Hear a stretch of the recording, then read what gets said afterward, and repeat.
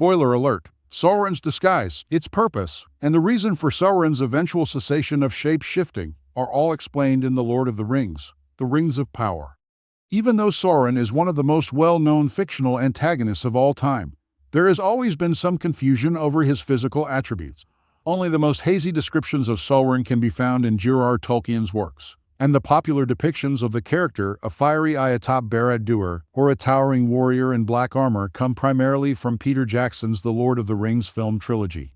Regarding Sauron's emergence during the Second Age of Middle-earth, which serves as the backdrop for the Amazon TV series The Rings of Power, Tolkien goes into a bit more detail. In canon, Sauron is moping after Morgoth's fall from grace. When he does eventually resurface, he assumes the guise of ANNATAR, which Tolkien refers to as a fair form, without ever providing any concrete details. Here are all the details that Middle-earth legend has to provide regarding Sauron's preferred visage, since ANNATAR plays a significant part in The Rings of Power Season 2. You need not bow to me. Welcome to Movie Spy. The meaning of Sauron's shape-shifting ability. Because he is a Maya, Sauron has the ability to change his shape. Despite being most recognized for his activities in inciting conflict, Sauron was originally one of the Maiar, ancient, eternal spirits that were created as servants of Eru-Iluvatar, the god of Tolkien's realm. Melkor, later known as Morgoth, a higher-ranking spirit turned malevolent by avarice, envy, and rage, would corrupt Sauron. Since all Maiar could take on any physical shape they chose, many of them used this capacity to blend in unnoticed among the children of Iluvatar and elves. Using his ability to shift shapes, Sauron had other ideas and turned him into a one-man Halloween party of disguises. In J.R.R. Tolkien's First Age, Sauron would transform into several forms to terrorize his foes. Perhaps realizing that the reverse might work better when the Second Age got underway, he left and returned to Middle-earth as ANNATAR. Tolkien refers to ANNATAR's fair form, however. He never provides a detailed description of his attractive appearance. Nevertheless, given that the kingdoms embraced him as a cherished friend, many have reasonably surmised that Sauron's ANNATAR form was similar to that of an elf or Númenórean. How ANNATAR conned the elves of Middle-earth.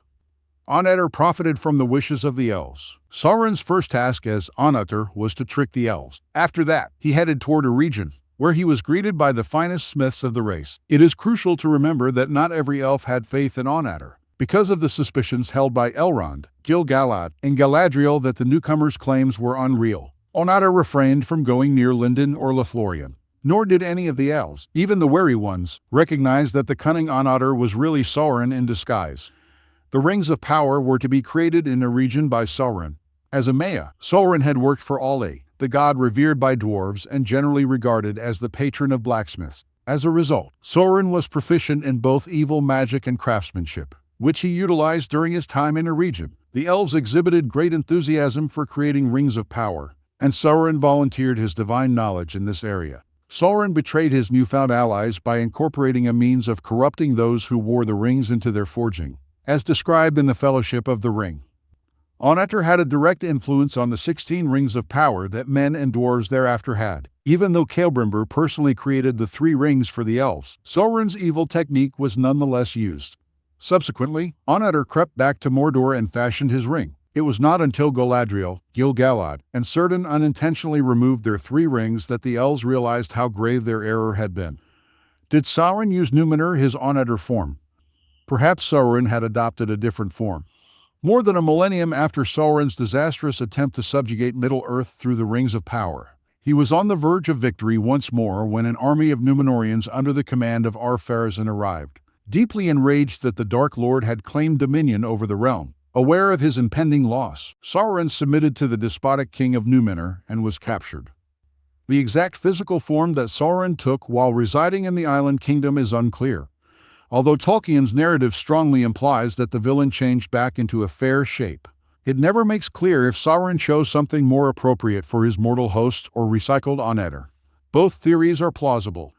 Whatever his appearance, Sauron abandoned the name ANNATAR since the Númenóreans already understood who he really was. In Númenor, Sauron captivated and controlled everyone around him, much as he did with the elves. Rather than offering presence and wisdom, he fueled the Númenóreans' pre-existing hostility toward the Valar and encouraged them to worship Morgoth. From being a prisoner to becoming Ar-Pharazôn's most trusted counsel, Sauron was able to persuade the king to launch an ill-advised attack on Valinor.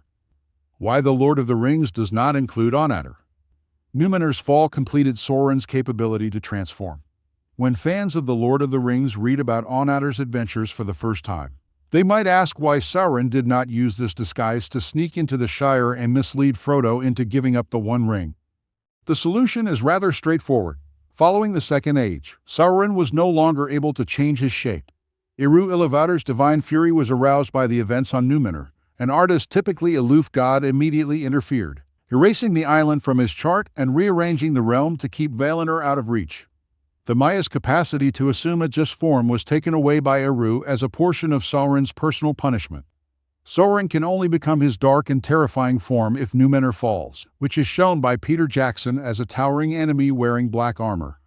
The true nature of this shape will always be unknown. However, Tolkien does mention Black Hands twice.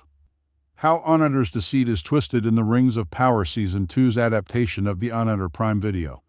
J.R.R. Tolkien does not go into great depth regarding ANNATAR's deceit. It is intended for the reader to fill in the details of how Sauron won the trust of the elves and persuaded them to carry out his terrible plans. Most people had the idea that ANNATAR would appear in a region, and that Celebrimbor would just voluntarily believe him. However, Season 2 of Rings of Power gave this a slight twist. Given that Celebrimbor had already met Halbrand, and that ANNATAR resembles him greatly, it was unclear how the elf could have been duped. But the response catered to Sauron's own infamous capacity for deceit. In Rings of Power Season 2, Celebrimbor was already aware that he should not have treated Halbrand, but he was unaware that the man was actually Sauron. Taking advantage of this, the Dark Lord changed from Halbrand to ANNATAR just in front of Celebrimbor to show off his shape-shifting prowess. He tricked the elf into thinking he was a representative of the Valar, an honor that filled Celebrimbor with such awe. Given that Sauron was only partially lying as a Maya, this was incredibly cunning. Thanks for watching.